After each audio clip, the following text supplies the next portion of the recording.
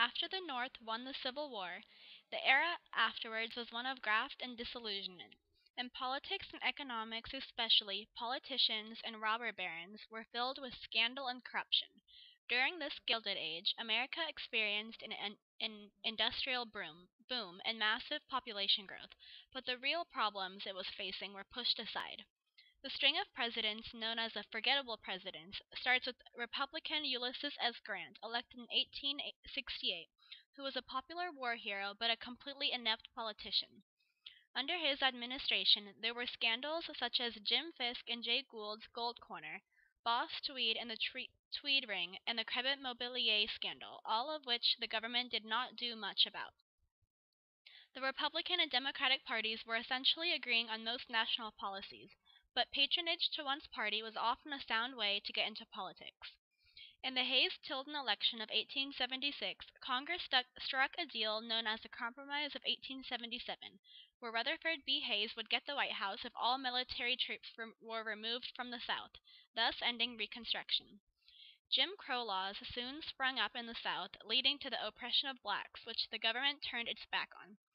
The only Democratic president during this time was Grover Cleveland, who made some attempt at reform, but was shoved out of office because of his honesty.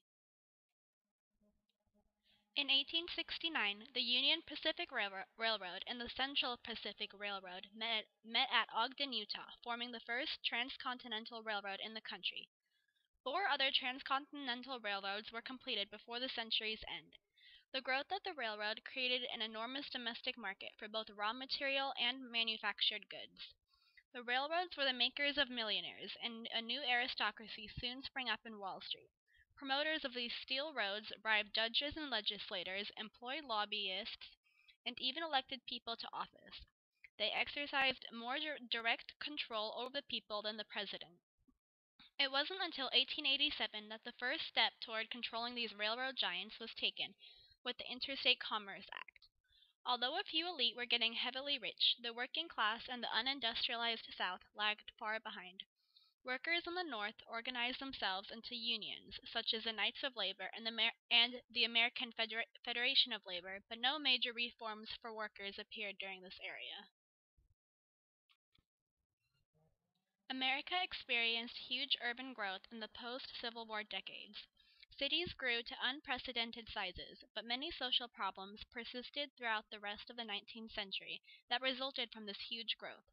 In the 1880s, thousands of new immigrants came from Eastern and Southern Europe and were often met with fierce opposition from the nativists in America. Many immigrants settled into overcrowded tenement houses or into slums. A new age of consumerism grew with the rise of department stores and catalogs. But at the same time, trash disposal became a huge issue as people became less resourceful. Religion had to adapt to social and cultural changes, especially when Darwin introduced his theory of evolution.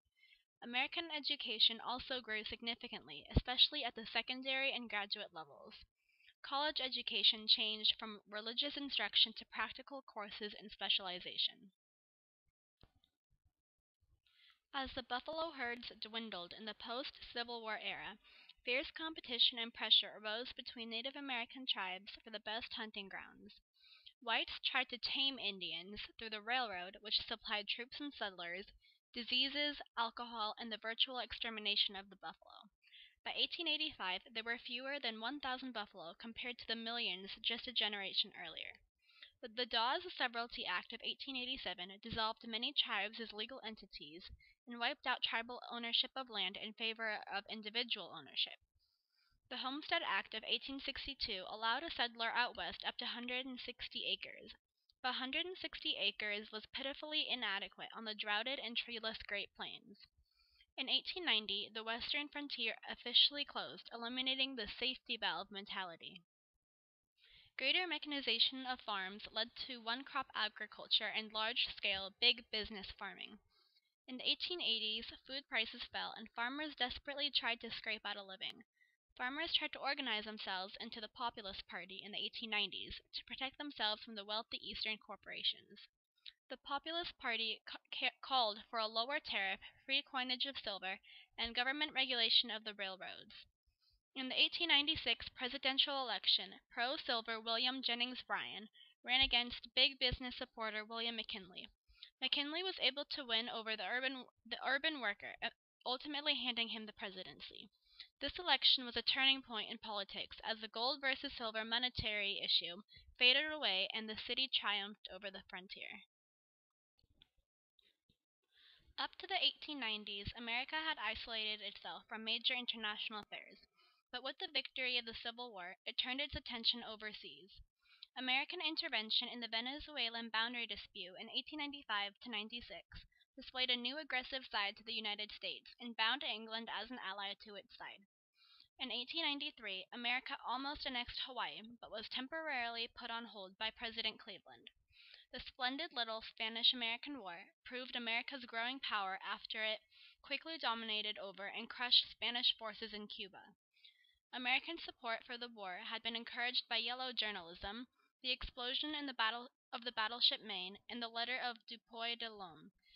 America then turned imperialistic and secured Guam, Puerto Rico, and the Philippines for itself as a result of the war, showing a huge change in foreign policy compared to just a century earlier.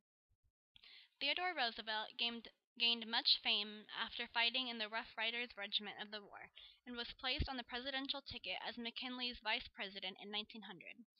6 months into McKinley's second term, he was shot, and Roosevelt became the president.